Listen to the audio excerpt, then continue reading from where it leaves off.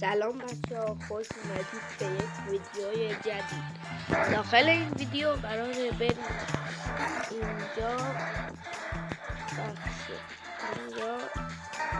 اینجا اگه میخوایم این ست تون سهور رو بگیریم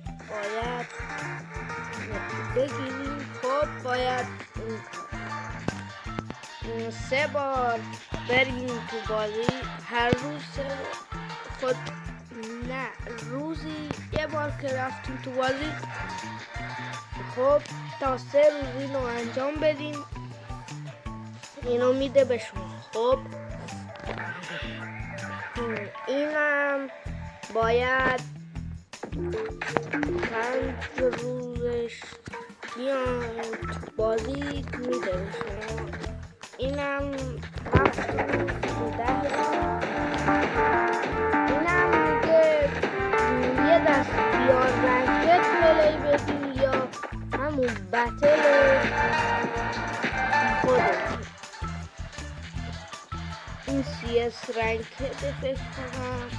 خب میگه 3 بار پلی بدین و میگه دوباره 5 بار یا رنکت و CS پلی بدین.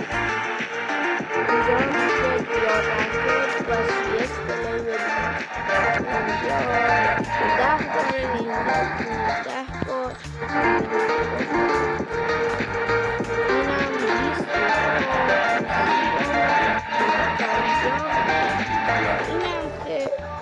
که بیاین تو بازی میکنید.